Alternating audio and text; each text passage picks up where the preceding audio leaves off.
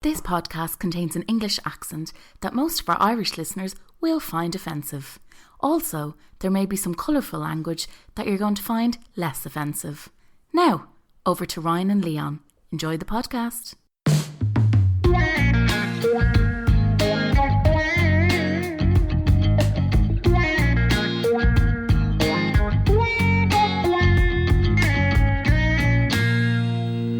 And then when I was about 16, I fell seriously in love for the first time.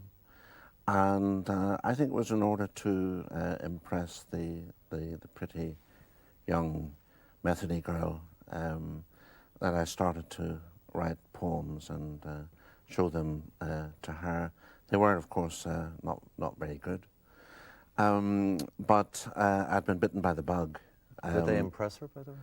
I think they did. They didn't keep her from going off with somebody else. The late Michael Longley showing us all that. You're never too smart to show off for the birds. Do you know what I mean? Just show your poems to them, and that'll just have them quivering. Take them around the back of the bike sheds with a few Listen, poems love. in hand. Got something for you. It's 4 standards. It's not big, but Which is size doesn't matter. It's a haiku. Don't be judging me rhyming scheme. What was your bait to get the ladies in when you were a youngster? I'll tell you something, right? Years and years and years ago, I thought I was being romantic, and I drew a picture of someone that I really fancied, and I gave it to her for her birthday. Yeah, okay. And she actually kept it. Oh. Was not successful in any way of getting Didn't her work attention like. that way. She was like, thanks very much, and she did keep it, but didn't work out romantically. But then again, it was also 17 years ago. So Are we talking like was it a cartoon caricature of her? It was like a portrait. It was like a portrait of her. Yeah. Bloody hell. And she didn't laugh, so it wasn't completely shit.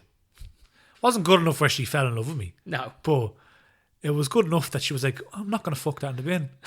So it was alright. Most. What did you do? Oh, mine was singing.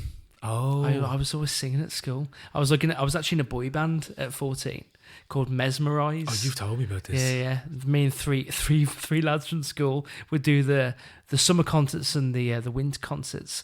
Oh, yeah. And you'd hope that was the bait to draw it all in, but not really. It wasn't until I started to play for the football team it started to work out for me. The band wasn't really doing much of a.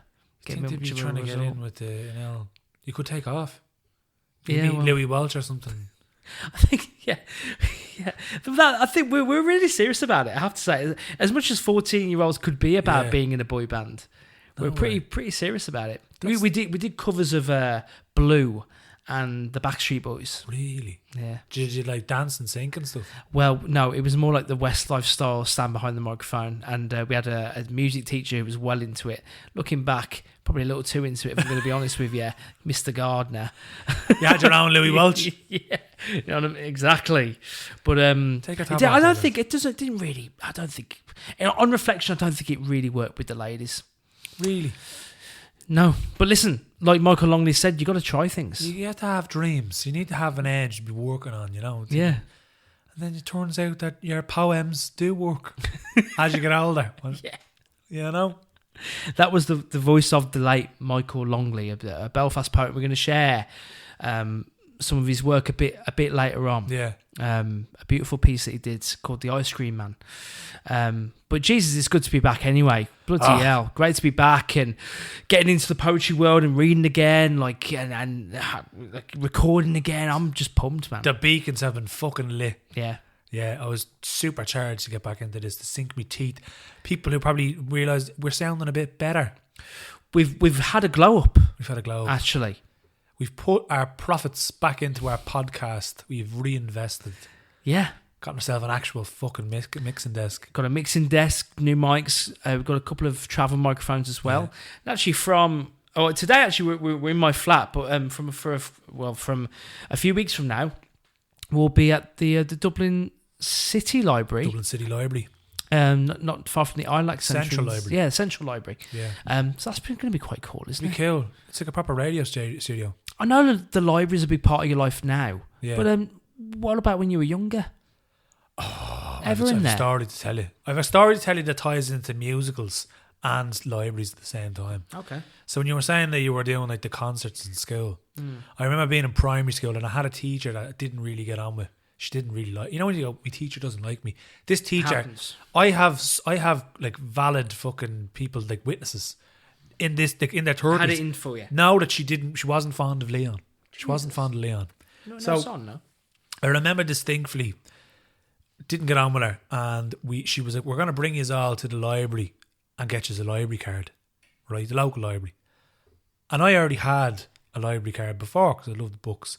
But being I took 2 books out and I forgot where I put them. I fucking forgot. I was 8, and 2 years later, A bill. I found it a bit, behind the bed. And on me being a good soldier, I said, I better bring these back. I bring it back like a good man. They'd be delighted. They'd be delighted. They were furious.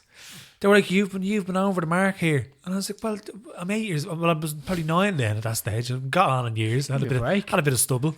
And I was like, look, I've been searching high and low for the last 2 years. But I found them and I returned them as soon as I did. And they were like, right, well, this is back before there was even euros in Ireland. It was the Irish punts, the Irish pounds. Wow. And I owed them £28. Sick. For the fucking 9-year-old. Like, they got rid of child labour laws. How was I supposed to have this, right? So, obviously, I naturally didn't pay it. Because I was like, fuck the library. It's not happening. Libraries aren't for me. I'm just going to buy me books from now on. So, a couple of years pass. I was then in the ripe old age of 11. And she brought us in to get, I think, and I went, oh, there's a flag beside your name, Mr. Dunn. 11 years old. And they'd switched. I'd already had a criminal You're a record. flight risk. I had a criminal record at that stage in terms of the library life. And they went, not only, it's grown now. It's grown now in More money. In fine. Yeah. And they've also switched currencies. So it's not £28. I owe them €34 now at this stage. What are they doing? Ludicrous. Mad. Ludicrous display. And the teacher, remember, gave me a look and went, oh yeah, not surprised. Not surprised. Not surprised you don't have that. A record. Done again. A criminal record. Why is it always you? It's always me. So, and I remember distinctly, we didn't get on after that. Well, we didn't get on for various reasons. But then I remember that year, there was a school play and we had Grease. Oh, yeah, great. And the teacher who there was 2, it was herself who didn't get on with me, and then the other teacher, another teacher who really liked me. And they were in both kind of organising the play, right? The musical. And I was Danny DeVito because I could sing to some degree. I was less shit than the other lads. Let's just say. I'd have had you pinned down for a Kinnicky, actually. Do you think it was a Kinnicky? Yeah. I think it could have been. But anyways, we had one lad, my mate James, who I'm still friends with now. He was Danny DeVito, and I was I was the backup kind of. We kind of did half and half, but she didn't want me to be part of the musical, and I distinctly remember standing in the corridor, being like 11, and she was like, we can't have him as this. We can't have him as the lead. And the other fella who was also playing Danny DeVito was sick, my mate James. He was sick that day. And she turned to the other teacher who liked me was like, but there's no one else. There's no one else to be Danny DeVito. And I was like, yeah, there you go. Fuck you. I'm the only one here who could wear the mantle, the leather jacket. I'm the only one who can don it with the perfectly coiffed hair. Yeah. And I went out and I was the fucking best Danny DeVito that day. You smashed it. I fucking smashed it. There's 2 things I'd say here. One is, like, I thought this was going to be a very, when like you meet people who said, I could have been a footballer, but this happened. I thought this was very, like, this was your story of, like, this is why I'm not on stage. Some bastard teacher doesn't like me. Yeah. 2, Danny Zuko, not Danny DeVito. And I said it. Such conviction. Danny DeVito. You let me talk. I just didn't know how when to put it. I was like, I don't think he was in Greece, actually. He may have played one of the nerds. You let me talk for 10 minutes. Played Danny Zuko. With absolute fucking conviction. Brilliant. I had there. But if you got any photo, if your mum's got a photo of you, I'm sure there's one knocking about. I think you could find one. Danny DeVito. So funny that. Good man. Danny Zuko. I could have been Danny Zuko. Zuko. I was that traumatised by it, I forgot his name and everything. It's a blank spot me. It's all a bit of a blur now. It was good times. Danny Back Zuko, at school yeah. doing. I was in plays as well. Great crack. Yeah. Danny DeVito. We're back anyway, and I've got a poem to celebrate us returning, and actually a poem to celebrate the world turning a little bit to be a bit brighter. It's been a long old winter for a lot of people. Not that you so far. fucking know. Not that I'd fucking know. No, to be fair, I wouldn't. But a lot of you lot were in the storm, so, you know, I'm here for you either way. This is a poem about, and I've got to be honest, poems about nature and anything that mentions a tree, I turn off. I'm so bored. But this is brilliant. Actually, today we've got a few poems that are really good about nature.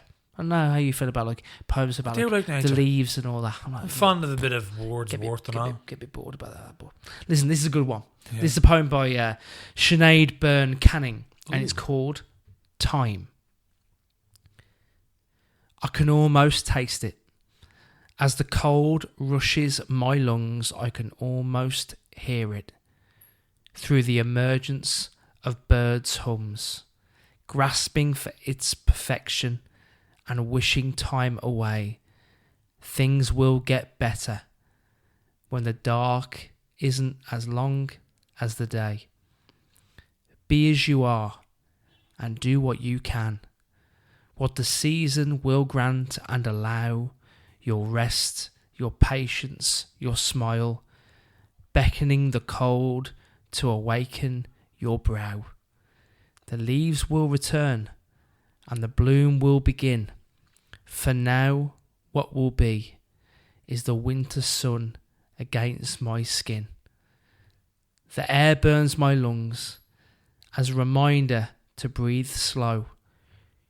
We can't rush time, but trust soon enough the tulips will put on their best show.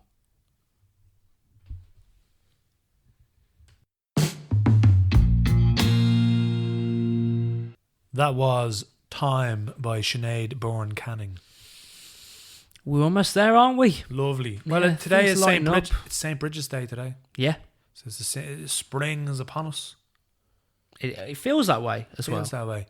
Well, I'll tell you a story about St. Bridget before we kick into that. Was a lovely poem, by the way, and it really painted the picture of the way that the world is waking up. Yeah, the tulips are coming back. Tulips are coming back. So, St. Bridget. In Irish folklore, St. Bridget wasn't a saint. She was Bridget. She was an Irish pagan god, right? Bridget is the coming of spring. The Cailleach, which is Irish for witch, is the coming of winter. So they imagine a Cailleach, which is a witch, the ancient Cailleach, would sing the song of winter, and winter would come and everything would darken, and they'd have, say, like, they'd have Halloween in Ireland, Samhain, and they'd burn the fires, and after the fires were burnt on Halloween, then the Cailleach would sing and the coming of winter would come. And then during this, when the Cailleach would finish a song, Bridget would sing the spring and the summer, basically, right? But the Cailleach and Bridget are the same person. It's life, and the death would be the winter, the death of things. The young Bridget would be the coming of the earth waking up, things growing, things coming back. Fuck me. Irish folklore is fucking interesting. Also, as well, tell you another story as well. Bridget, badass bitch. She there was a story about when she was younger. Her father and brother tried to sell her off to get a good dowry. You know, dowry. The man would have to give money to the family to get a bit of money. I only know this because of episodes I've seen of 90 Day Fiancé, where in like Africa, like Nigeria, the family demand money from the American. Yeah, you get family. a couple of cows or something. Yeah. So Gary's not here as well. Oh, not yeah. now. Well, maybe, I don't know. They want a dowry, so they want to get a bit of money. To sell her for a couple of quid, like, basically. So Bridget, being a badass bitch, was like, "No, I'm not having that." So what I'll do is I'll pull out my eye, and then the lads will be like, "Ugh, she's disfigured. She doesn't. We're not going to be able to sell her." So she rips out her own eyeball. Then she goes to the brother. Not only are you not going to be able to sell me, I'm going to rip your eye out as well. Fuck you. Rips out his eye. So then they're both obviously one-eyed each. The dad goes, "This is mental. I'm leaving." Fucks off. Right? He's gone. Bridget, badass bitch, has superpowers. Grows her own eyeball back. Now she's got two eyes. She goes to the brother. "See you later. I'm off. Fuck you," and leaves. Wow. Brother's left blinded. Don't mess with Bridget. Don't mess with her. Don't mess with Bridget. Because women in Irish folklore are very strong people. You know, they're very. Yeah, aren't they? Yeah. Don't fuck with the Irish women, or they'll pull your eyeballs out and grow them back. Well, I knew that anyway. Yeah, I'm dating someone who was born in the flats, so like. I knew that anyway. You're betrothed to someone. I don't think she was born in France, but she had a very close family from the inner city. So Really? I've spent quite a bit of time there, and proper Dublin women aren't to be messed with. Oh no. No. Will we hear more poetry? Yeah, please do. Yeah. We heard the voice of Michael Longley, so the late Michael Longley, a Belfast-based poet. Yeah.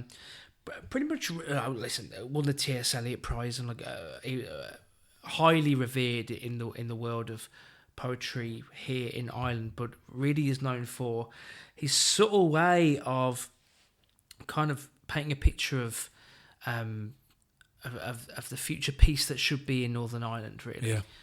So a lot of his work is about the conflicts, and the poem that you're going to read now is it's a true story about a man that he knew in Belfast, and it's a tribute not to just him, the guy that he knew that passed, but also the sadness of what is taken away when conflict hits regular people. Yeah. And I think it's very, people say, I know, the conflict in the Ukraine, all that, Gaza, there's no time, there's always place for art. There's always a place for art and definitely poetry. It's like even Banksy putting the thing on the peace wall up in Palestine. Yeah. Do you know, there's always room for art. And art will shine through. And that's why, Heaney was very good for, obviously, as well, writing through the Troubles and stuff like that. And I remember reading a really interesting article in the last month or so. And it was he didn't seek to be a conflict poet. It fell upon him. Yeah. He didn't think that he was going to be the voice of the Troubles in Northern Ireland, or just what happened after the Troubles and stuff like that. But it fell to him because people looked to him. He never went, I'll be it. He never put his hand up. It just fell upon him, and he just kind of took it upon him, So, but he was obviously living in Belfast and stuff like that. So he's a voice from that area, Yeah. So this is The Ice Cream Man by Michael Longley. Rum and raisin, vanilla, butterscotch, walnut, peach. You would rhyme off the flavours. That was before. They murdered the ice cream man on the Lisburn Road. And you bought carnations to lay outside his shop. I named for you all the wildflowers of the Burren. I had seen in one day, thyme, valerian, loosestrife, meadowsweet, twayblade, crowfoot, ling, angelica, herb robert, marjoram, cow parsley, sundew, vetch, mountain avens, wood sage, ragged robin, stitchwort, yarrow, lady's bedstraw, bindweed, bog, pimpernel.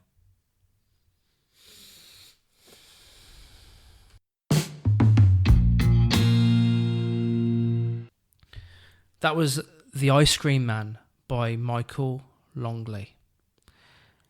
Sometimes we say that it's what isn't said. Yeah. Sometimes that allows you to really feel what the poem's trying to make you feel. Definitely. There's so much. I've listened to that. I've listened to you say it, and I've read it a few times, and every time I feel a different. When you were reading that, it made me think. This sounds like a list of all the people that died. Yeah. In the Troubles, but as flowers. But then, it's. Oh. And also, it was Bloody Sunday. There was a commemoration of Bloody Sunday recently as well. So, oh right. People that died in the Troubles and the paramilitaries shot civilians basically. So, it's. Yeah, it starts off with an innocent list of ice cream flavors, and then it switches to the flowers picked for his funeral. It's.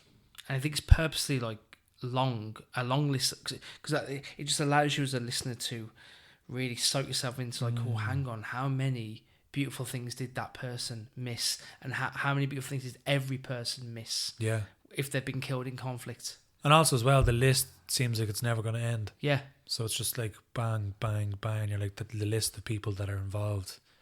Yeah, you're right when it says what it leaves out makes it more powerful. Because if it just started listing off, or if it was a blatant anti-war poem, yeah, it probably wouldn't, in my view, be as strong as just subtly mentioning. It's like someone was killed on the Lisburn Road, and this is a man that used to sell his ice cream.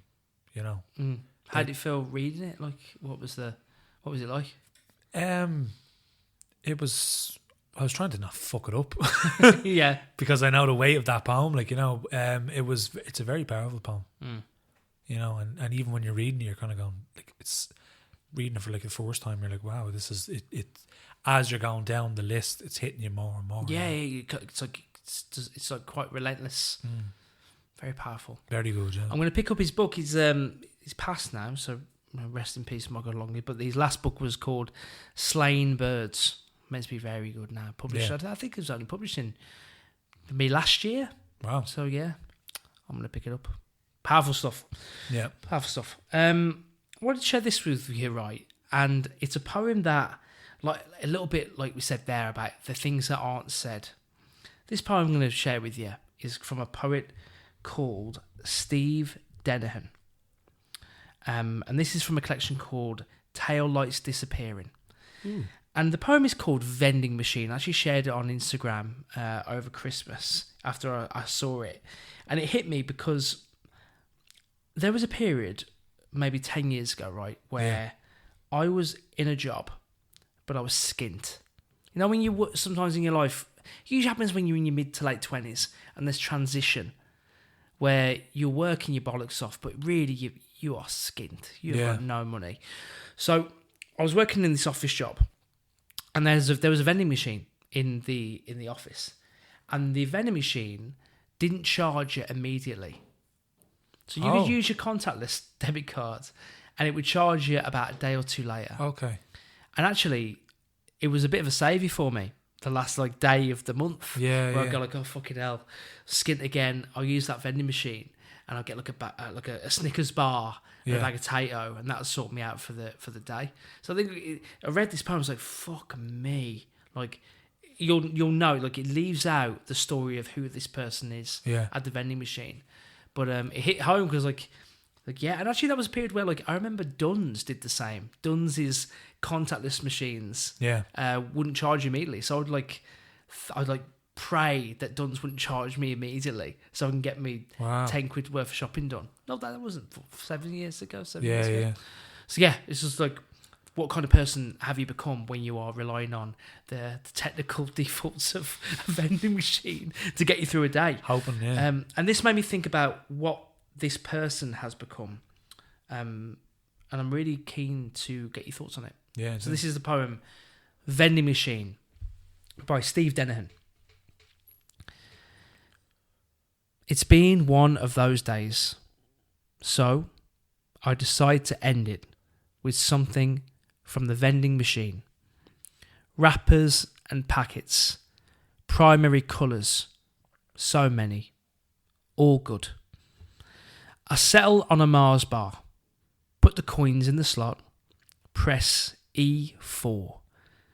The metal coil rotates, the bar is pushed forward, only to fall and rest against the glass. I should have expected that. Jesus. I shake the machine. Nope. Then, lightning strikes. I put the last of my coins in the slot. Press D4. The metal coil rotates. A packet of Maltesers is pushed forward. I think I might be a genius. I hold my breath. The Maltesers fall and land on the Mars bar. I wait for gravity to take hold. It does not. The Maltesers sit on the wedged Mars bar. I think, well, that's disappointing. Then, in the vending machine glass, I see my reflection.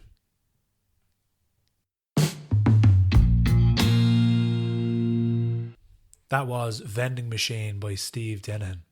Fuck me.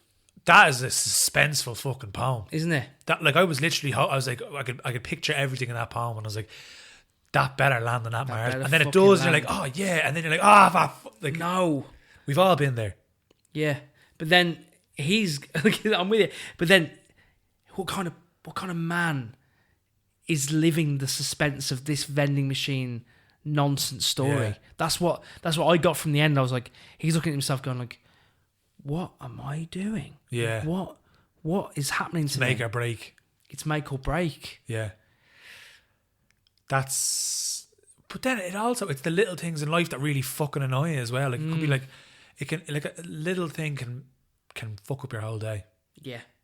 And how you think, oh, everything's grand, I'm doing well, I have good sleep and all that, and then one little thing happens, thing, and it can change your whole outlook on the day. Yeah.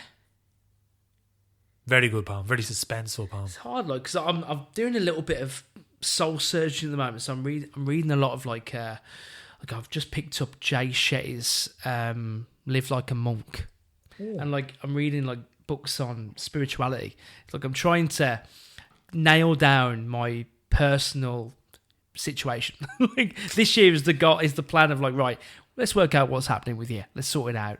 And a lot of it is about like a disconnect between you and the external world of like, okay, the key to spirituality is for you to see the world that you are in and speaking at like your inner thoughts as being separate to you.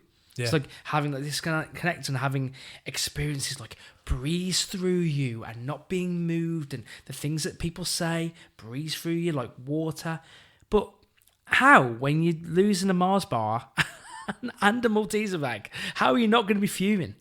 I think it's because... How do you access that? I think it's because if something bad was to happen, you prepare yourself for that. So say, for instance, like you go for an application and a part your logical brain goes, I'm going to prepare myself that this might not turn out the way it I might get rejected. And then the rejection comes and you're like, okay, I've prepared myself for this. This is like, it could be an inevitability, and it could be, and I've prepared myself. But you don't expect the Mars bar to get stuck in the vending machine. No. Like, can you just have the fucking Mars? Like, you might not have gotten the grant that you wanted. You might not have gotten but can you just have the fucking something? I just needed this little fucking Mars bar to uplift my day. Like, it's the little small things that they catch you. Yeah, agreed. You're not the micro triggers. You're not, someone saying like, criticizing you or whatever. You're like, okay, and then you reflect on it and you go, well, hang on a second. Okay. Their opinion might not be the be all and end all of who I am, or maybe I should correct. Maybe I should take a step back. But it's the little small things that catch you out that you're like, hang on a second, I wasn't prepared for this. It's a fucking machine. It has one job. Just be on my side. Just like, why is the whole world out to get me? Especially vending machines. A great poem. And you can grab Tail Lights Disappearing Now. We'll send the link out when we share it, and we'll have it on the show notes as well. Brilliant, because it's a very, very good poem, and I can't wait to read the rest of the collection. Yeah. So I've, obviously, great thing about social media and being poets, we know a lot of poets. So this is actually a poem shared by another poet written by someone else. So we spoke at the intro episode about Colm Keegan having talking about the chicken fillet rolls. Yeah. And saying, so again, I follow Colm Keegan on Instagram, and he shared another poet's piece, John Murphy. And John Murphy has a poem called Bird. So I read this and I thought Colm wrote it, and I was like, this is fucking brilliant. And then it wasn't until I read the description afterwards, this is someone else. And he's just gone, this is very good. So obviously it's great to have poets on Instagram, because you get to, it's nice seeing poets share other poets' work. True, yeah, no, agreed. So this is a poem by John Murphy called Bird. Do me a favour. Shut up about your father. Mine's 20 years dead, give or take, a week or two, and no, I can't find my mother. But I look for her. I do. Nights I walk the borders of the past, listening for a one-note bird, for the brassy claptrap of crows on the roof, for a voice heard only in sleep, a word in a dream. And when I sleep she speaks, through years long overgrown, through vines that choke the life from one good day. It's July. I'm 8 years old. Neil Armstrong has yet to fluff his lines. Look, she says, embracing a moon I'll never see again. Her arms unfold like wings. She leaves too soon. She leaves a trapped absence in the eaves of my room.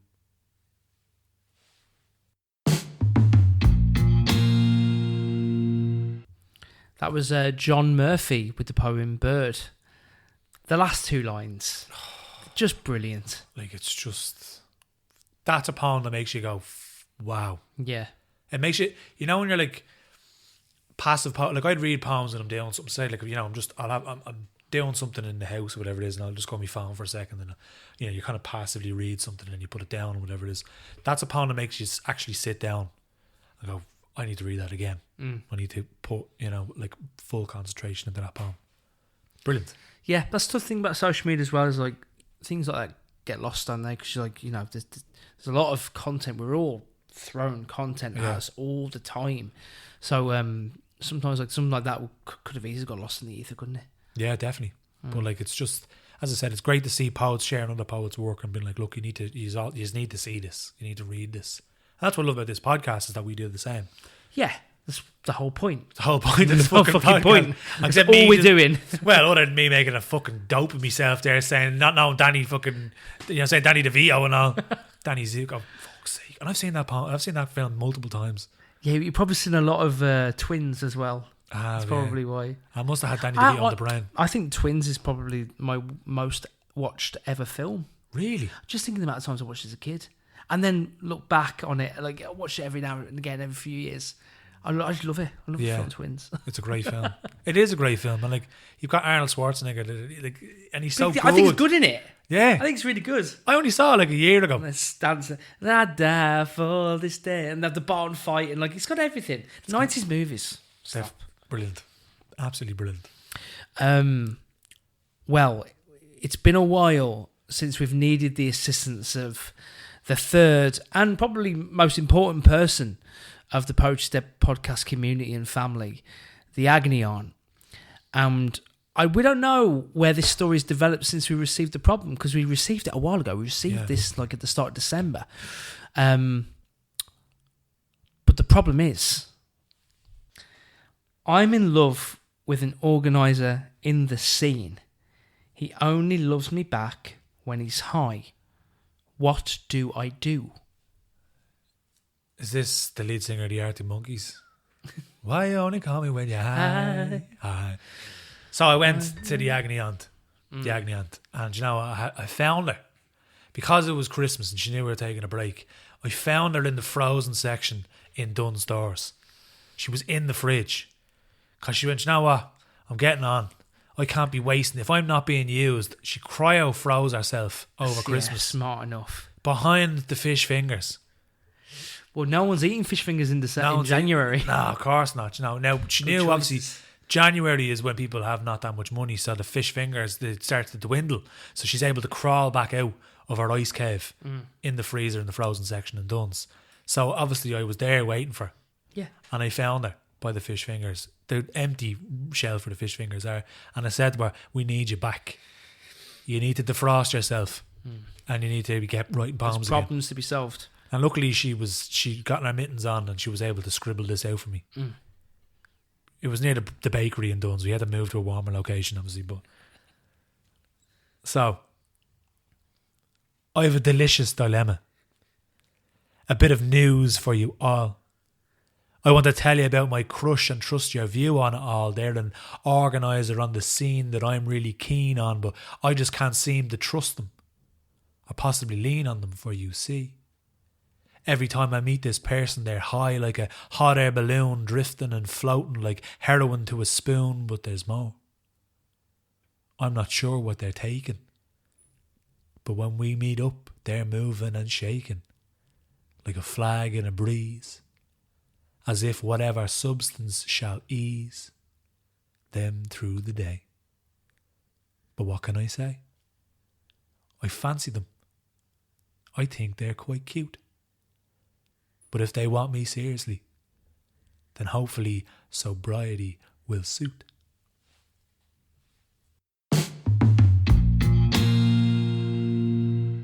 That was the Agony Aunt. Back from the fridge. What do we say? I hope the person that sent that problem in have shaken that off. Yeah.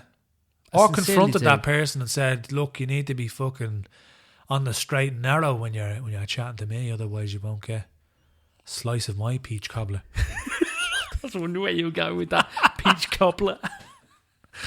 I don't know where that comes from. It just comes from the ether. Yeah, but also, like, you know, with crushes and imagination and loneliness. Have they sounds tried? like it's an amalgamation of all three things. Have they tried drawing a picture of the organizer, or a few poems maybe, or creating a 4-piece band, or a 4-piece, and getting up at the event of which you're talking about, and you know, luring them that way? matching body warmers? That's all you need. Yeah, Don't even need all full costumes. there aren't enough boy or girl bands in the open mic scene. Not enough. Not Not enough. enough. That kind of went out with the 90s. Do you know what else? There's a Boys Own documentary coming out. I've seen clips on TikTok of Mikey talking about some stuff. I don't know. I haven't watched that, but I know that there's a Boys Own documentary, and I probably will watch it. What are you looking to get out of this documentary? Fuck all, but just entertaining. Is there anything you don't know? No matter what they do. Great band. Unreal. Yeah. Speaking of music, we're gonna be opening the show up to musicians now. Like every show we want to be showcasing, because we both know secretly that like poems are just the best songs without music. It's true. Well, literally, That's what they are. Well, the Artie Monkeys wrote a song about a John Cooper Clarke poem. Well, yeah, and so like the song more popular than the poem. exactly. So like you know, like it's and then there's obviously like you know like Kate Tempest and stuff like that. It's like if you write poems, people will love them. But if you write poems and put them to a slight bit of music, everyone will love them. You'll start moving mountains. Do you know what I mean? So it's like Why aren't we doing that? we need to lend the tambourine. I can't do it. I don't know don't know how to do it. I don't know if poems and a banjo will work, but we could try. I just wouldn't be any good at that. You could just sing. You could be lead, and we could start our own banjo poem band. Someone who is quite good at that is the American poet Anne Waldman, who has a living legend, really. I think it has like about 40 collections published, this woman has. Wow. And at 79 years old, the ripe young age, she's put out this banger of an LP with the help of musician Andrew Whiteman. And we're going to share a track from that new LP. And the track that we're going to share is called Hag by Anne's new LP, Your Devotee in Rags. Fucking love this. We're going a bit BBC Six music on it now today. Fucking love this. This is Tommy Tin at the end. We're cooler now. I don't know what you want. What do you want? We've new microphones. We've a new setup. I don't give a rat's what they think. I want to hear this song. Yeah. Shall we wrap the show before we hear the song? Absolutely. Well, as like I always like to say to you, mate, Leon, thanks for your time. Always a pleasure. Never a chore. Rhyme. Bye. Enjoy the incredible words of Anne Waldman. The sultry tones. We'll see you next week.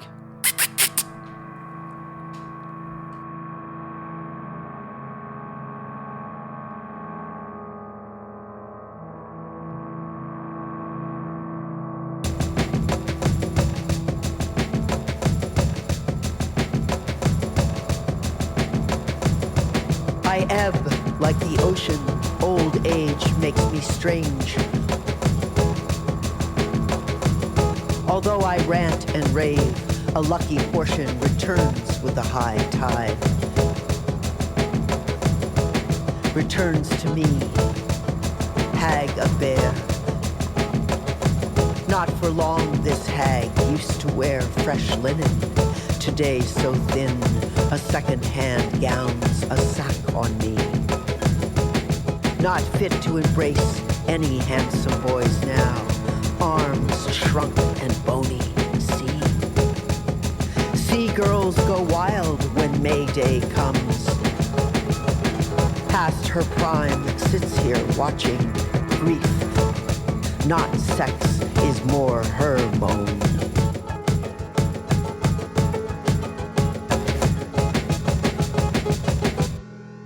A white veil over my head is modest when you're old. When I drank good ale, I wore scarves in every wild color. But no gentleman or slave's son makes merry with me today. The ocean roars, winter raises the ante.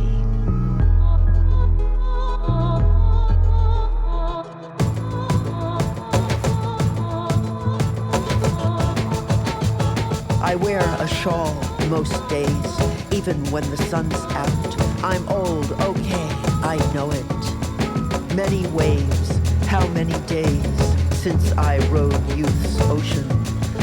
Many years, fever, lust burned out, beauty dried up. I'm losing my grip, wind plays tricks, the mark of age on the same old cloak. Gray hair grows through my skin like moss on an ancient witch tree. My right eye's taken and sold to make a down payment, and my left eye is snatched to close the deal. The flood wave and its swift ebb, what the flood wave brings, the ebb steals from your hand. The flood wave and the next ebb, I recognize them by sight, see them coming. Flood wave, don't come to my door. My comrades were great bards, I know.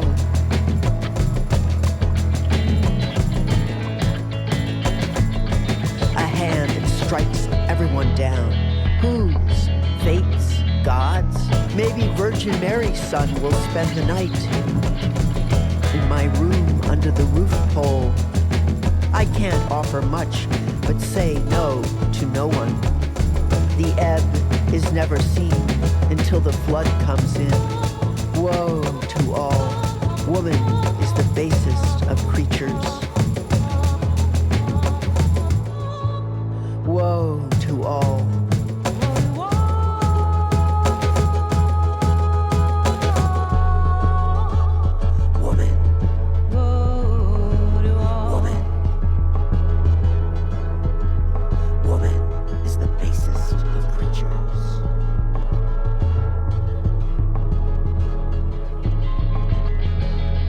Woman is the basest of creatures.